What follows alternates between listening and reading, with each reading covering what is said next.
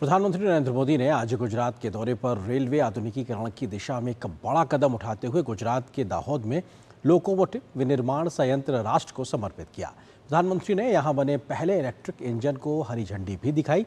इस संयंत्र से देश की जरूरतों के लिए इंजन बनेंगे तो दुनिया के कई देशों के लिए इन इंजनों को निर्यात भी किया जाएगा। पीएम मोदी ने दाहोद में 24,000 करोड़ रुपए से अधिक की विकास परियोजनाओं का शुभारंभ और शिलान्यास भी किया।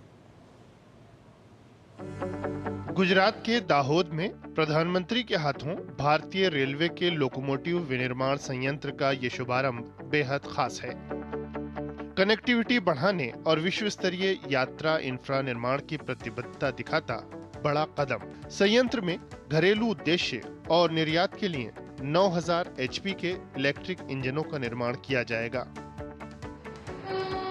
पीएम ने इसमें बने पहले विद्युत इंजन को हरी झंडी भी दिखाई। इस पहल से रेल माल ढुलाई क्षमता तो बढ़ेगी ही, साथ ही पुनर्योगी ब्रेकिंग सिस्टम कम ऊर्जा खपत सुनिश्चित करेंगे। 3 साल पहले मैं इसका शिलान्यास करने आया था और कुछ लोगों को तो आदत हो गई है कुछ भी गालियां देने की। वो कहते थे चुनाव आया तो मोदी जी ने फैक्ट्री का शिलान्यास किया, कुछ बनने वाला नहीं है, ऐसा कहते थे। आज 3 साल के बाद हम सब देख रहे हैं, अब इस फैक्ट्री में पहला इलेक्ट्रिक लोकोमोटिव बनकर तैयार हो गया है। पीएम ने दाहोद में 24,000 करोड़ से अधिक की विकास परियोजनाओं का शुभारंभ और शिलान्यास किया। इनमें रेल परियोजनाओं के साथ साथ गुजरात सरकार की विभिन्न परियोजनाएं शामिल हैं। पीएम ने वेरावल और अहमदाबाद के बीच वंदे भारत एक्सप्रेस और वलसाड़ और दाहोद स्टेशनों के बीच एक्सप्रेस ट्रेन को हरी झंडी दिखाई। पीएम ने अपने संबोधन में 2014 की 26 मई का जिक्र किया। इसी दिन उन्होंने प्रधानमंत्री पद की शपथ ली थी। पीएम ने बीते 11 वर्ष में देश के अकल्पनीय अभूतपूर्व फैसले लेने का उल्लेख किया। इन वर्षों में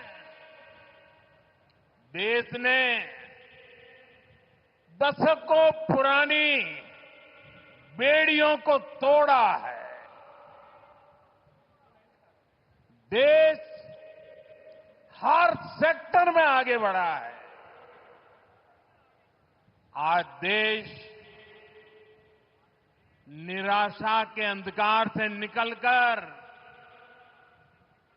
विश्वास के उजाले में तिरंगा फहरा रहा है। कार्यक्रम को संबोधित करते हुए रेल मंत्री अश्विनी वैष्णव ने रेलवे आधुनिकीकरण की दिशा में हो रही प्रगति का जिक्र किया। रेल मंत्री ने पीएम के विजन की सराहना की। जब गाड़ी चलती है तब तो ऊपर तार से बिजली लेती है, जब ब्रेक लगता है तब ये इंजन जनरेटर बन जाता है और ऊपर तार को वापस बिजली देता है। ये है आधुनिक तकनीक का कमाल। ये है हमारे पंत प्रधान जी का बड़ा विजन देश के लिए। विकास परियोजनाओं का उपहार लिए पीएम सोमवार सुबह जैसे ही गुजरात की धरती पर उतरे तो उनके स्वागत के लिए भारी जनसैलाब उमड़ आया। वडोदरा में हाथों में तिरंगा थामे ये लोग राष्ट्र प्रेम की भावना से सराबोर नजर आए। पीएम का अभिनंदन करने पहुंचे लोगों में कर्नल सोफिया कुरैशी का परिवार भी शामिल रहा। उन्होंने पीएम के काफिले पर पुष्प वर्षा की। पहली बार सामने देखा और उनका जो हमने नमन किया, उन्होंने किया जो इशारा था, सुनाई नहीं दिया लेकिन आंखों में समझ पड़ गया कि it was a found moment and it's great pleasure कि पीएम को हमने आमने सामने। इतना ही नहीं, पीएम का अभिनंदन करने वालों में बड़ी संख्या में अफ्रीकी छात्र भी शामिल रहे। उन्होंने आतंक के खिलाफ भारत के एक्शन की जमकर सराहना की।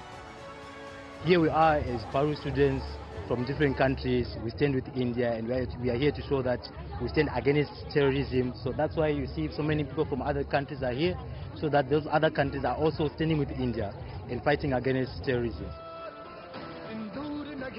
वडोदरा से लेकर दाहोद तक पीएम का अभिनंदन यादगार रहा। भारत माता की जय से गूंजते आसमान और तिरंगे झंडों के सागर के बीच लोगों में पीएम के लिए बेपनाह प्रेम साफ दिखाई दिया। उर्मिलेश और मेघना के साथ ब्यूरो रिपोर्ट, टीडी न्यूज। और यहाँ पर एक और छोटे से ब्रेक के लिए रुकते हैं, बहुत जल्द हाजिर होते हैं।